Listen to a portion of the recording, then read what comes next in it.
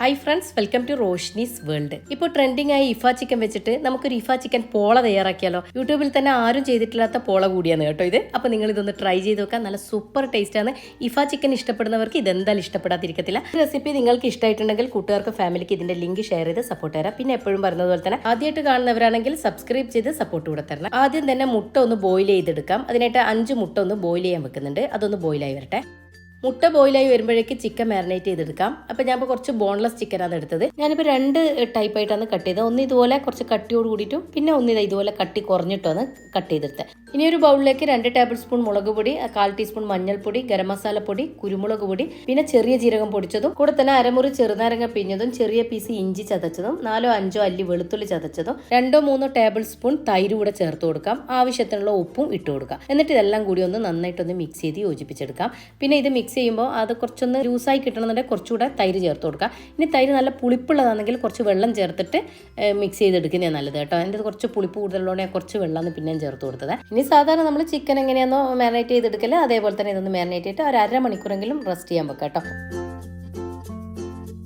കുറച്ച് തടിയോട് കൂടിയിട്ട് കട്ട് ചെയ്തത് ആദ്യം മാരിനേറ്റ് ചെയ്ത് വെച്ചിട്ടുണ്ട്. ഇതങ്ങോട്ട് മാറ്റി വെക്കാം. ഇനി നമ്മൾ തിന്നാക്കി കട്ട് ചെയ്തെടുത്തിട്ടില്ല, അതും ഇതുപോലെ തന്നെ ബാക്കിയുള്ള മസാലയിൽ ഡിപ്പ് ചെയ്തിട്ട് അതും ഇങ്ങോട്ട് മാറ്റി വെക്കുന്നുണ്ട്. ഇതും ഒരു 1/2 മണിക്കൂർ തന്നെ റെസ്റ്റ് ചെയ്യാൻ മാറ്റി വെക്കാം. അപ്പോഴേക്ക് മുട്ടയും ബോയിലായി വന്നിട്ടുണ്ട്. ഇനി ഇതിൻ്റെ തോടൊക്കെ ഒന്ന് കളഞ്ഞെടുക്കാം. ഇപ്പോൾ ഇത് തോടൊക്കെ കളഞ്ഞെടുത്തിട്ടുണ്ട്. ഇനി ഇത് നമുക്ക് ഇതിൻ്റെ മഞ്ഞ വേണ്ട കേട്ടോ, ആ വൈറ്റ് പാർട്ട് മാത്രമേ നമുക്ക് വേണ്ടൂ. അപ്പോൾ അത് മഞ്ഞയും വെള്ളയും ഒന്ന് സെപ്പറേറ്റ് ചെയ്തെടുക്കാം. മുട്ടയുടെ വെള്ളയും മഞ്ഞയും മാറ്റിയെടുത്തിട്ടുണ്ട്. ഇനി ഇത് മിക്സിയുടെ ജാറിലേക്ക് ഇട്ട് കൊടുക്കാം. കൂടെ തന്നെ 4-5 അല്ലി വെളുത്തുള്ളി ഇട്ട് കൊടുക്കാം. പിന്നെ ഒരു സ്ലൈസ്ഡ് ചീസാണ് എടുക്കുന്നത്.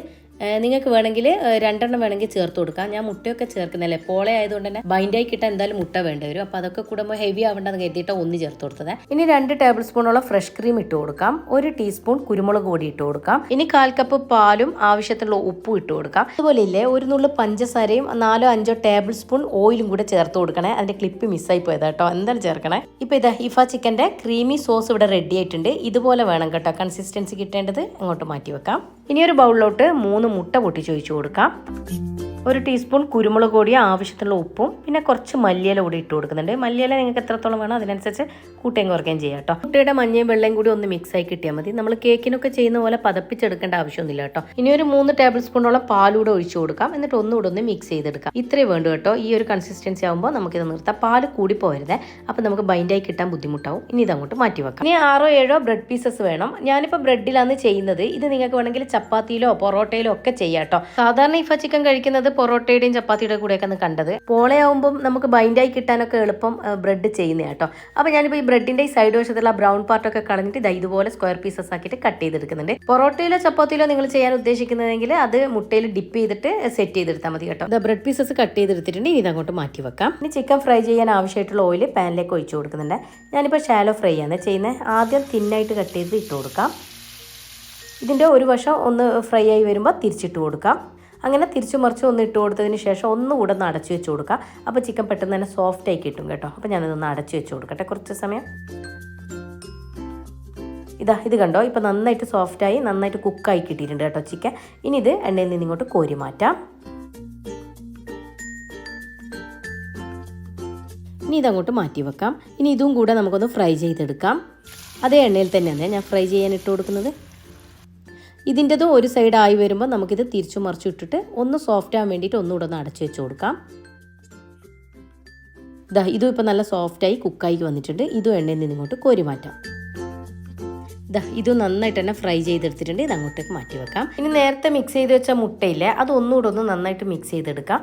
എന്നിട്ട് നമ്മൾ ഈ കട്ട് ചെയ്ത് വെച്ച ബ്രെഡിലേക്ക് മുഴുവനായിട്ടല്ല ഒരു 1/4 ഭാഗം ഒഴിച്ചു കൊടുക്കാം. എന്നിട്ട് ഇതെല്ലാം കൂടി ഒന്ന് നന്നായിട്ടൊന്ന് മിക്സ് ചെയ്തെടുക്കാം.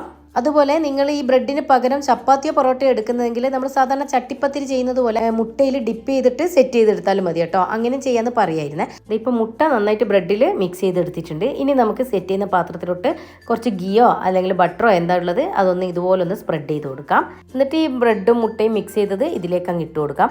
ഹാഫ് ഭാഗം തന്നെ ഇട്ട് കൊടുക്കേണ്ടത്, മുഴുവനായിട്ട് ഇട്ട് കൊടുക്കരുത്. എന്നിട്ട് അതിനെ ഒന്ന് സെറ്റ് ചെയ്തെടുക്കണം. ഒട്ടും ഗ്യാപ്പ് ഇല്ലാത്ത വിധത്തിൽ ഒരു സ്പൂണോ സ്പാച്ചിലോ വെച്ചിട്ട് അതിനിങ്ങനെ ഒന്ന് സെറ്റ് ചെയ്ത് വെക്കാം കേട്ടോ.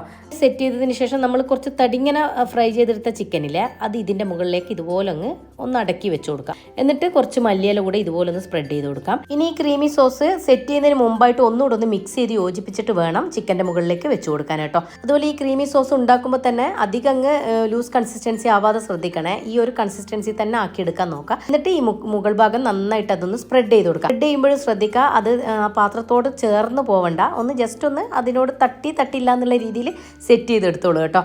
ചിലപ്പോൾ അത് പറ്റി പിടിക്കാം, കാരണം ചീസൊക്കെ വെച്ചതല്ലേ. ഇനി നമ്മൾ നേരത്തെ ബാക്കി വെച്ച ഈ ബ്രെഡ് പീസസ് ഉണ്ടല്ലോ, അത് ഇതിൻ്റെ മുകളിലേക്ക് ഇട്ട് കൊടുക്കാം. എന്നിട്ട് ആ ക്രീം സോസ് ഒന്നും പുറത്ത് വരാത്ത രീതിയിൽ അതൊന്ന് കവർ ചെയ്തെടുക്കാം. ഇതിപ്പം കംപ്ലീറ്റും കവർ ചെയ്തെടുത്തിട്ടുണ്ട്. ഒന്ന് തട്ടിക്കൊടുക്കുക. എന്നിട്ട് ഇതിൻ്റെ മുകളിലേക്ക് നമ്മൾ നേരത്തെ മാറ്റി വെച്ച മുട്ടയില്ലേ, മിക്സ് ചെയ്തിട്ട് കുറച്ച് ബാക്കി വെച്ചിട്ടുണ്ടായിരുന്നില്ലേ, അത് ഇത് സൈഡ് വശത്തോടു കൂടി ഇതുപോലെ അങ്ങ് ഒഴിച്ചു കൊടുക്കാം. മുട്ട ഒഴിച്ചതിന് ശേഷം സ്പൂണോ സ്പാച്ചിലോ വെച്ചിട്ട് ഇതുപോലെ ഒന്ന് എല്ലാ ഭാഗവും ഒരുപോലെ ഒന്ന് ആക്കി കൊടുക്കണേ. ഇനി തിന്നായിട്ട് ഫ്രൈ ചെയ്ത് വെച്ച ചിക്കൻ ഉണ്ടല്ലോ, അത് ഇതിൻ്റെ ഏറ്റവും മുകൾ ഭാഗത്താക്കിയിട്ട് ഇതുപോലെ ഒന്ന് സെറ്റ് ചെയ്ത് കൊടുക്കാം. ഇത് നിങ്ങൾക്ക് ഇത്ര തിന്നായിട്ട് ആവശ്യമില്ല എന്നുണ്ടെങ്കിൽ അതുപോലെ കുറച്ച് തടിങ്ങനെ തന്നെ ഫ്രൈ ചെയ്യുന്നത് കുറച്ച് നന്നായിട്ട് ഫ്രൈ ചെയ്യാം, എന്നിട്ട് വെച്ച് കൊടുക്കാം. അപ്പം ഞാൻ അതിൽ പതിഞ്ഞിരുന്നില്ലെങ്കിലോ എന്ന് കരുതിയിട്ട് ഇതുപോലെ തിന്നാക്കി കട്ട് ചെയ്തെടുത്ത് ഉള്ളൂ. എന്നിട്ട് ആ മുട്ടയുടെ ബാക്കി കുറച്ചുണ്ടായിരുന്നേ, അത് ഞാൻ ഇതിന്റെ മുകളിലോട്ട് കുറച്ചുകൂടെ ഒഴിച്ചു കൊടുത്തിട്ട് ഒന്നുകൂടെ ഒന്ന് സെറ്റായി നിന്നോട്ടെ എന്ന് കരുതിയിട്ട് കേട്ടോ. ചിക്കൻ അല്ലേ, അപ്പൊ അതിലൊന്ന് സ്റ്റിക്കായി നിൽക്കാൻ വേണ്ടി ഒഴിച്ചു കൊടുത്തിട്ടുണ്ട്. ഇനി വീണ്ടും ആ ക്രീം സോസ് അതിന്റെ മുകളിലേക്ക്, ചിക്കന്റെ മുകളിലേക്ക് വീണ്ടും ഇതുപോലെ ഒന്ന് സ്പ്രെഡ് ചെയ്ത് കൊടുക്കാം. ഞാനിപ്പോൾ ക്രീം സോസ് മുഴുവനായിട്ട് ഇതിന്റെ മുകളിൽ വെച്ച് കൊടുത്തിട്ടില്ല കേട്ടോ, കുറച്ച് ഞാൻ അങ്ങോട്ട് മാറ്റി വെച്ചിട്ടുണ്ട്. കുക്ക് ചെയ്തതിന് ശേഷം ആവശ്യം വന്നെങ്കിലൊന്ന് വെച്ച് മാറ്റി വെച്ചത്, അതിനെ ഒന്ന് തട്ടിക്കൊടുക്കാം. ഇനി എന്നും പറയുന്നത് പോലെ തന്നെ ഉപയോഗിക്കാത്ത പഴയ തവയോ അതല്ലെങ്കിൽ ഇതുപോലെ ഫ്ലെയിം കൺട്രോളർ വെച്ചിട്ട് അതിന്റെ മുകളിലേക്ക് പോളാപാത്രം വെച്ച് കൊടുക്കാം. ഇനി അടച്ചു വെച്ചിട്ട് ഒരു 10-30 മിനിറ്റ് ലോ ഫ്ലെയിമിലൊന്ന് കുക്ക് ചെയ്തെടുക്കുക. ഇനി പറയാൻ പോകുന്നതും പുതിയ സബ്സ്ക്രൈബ്സിന് വേണ്ടിയിട്ട് തന്നെയുള്ള തന്നെ കേട്ടോ.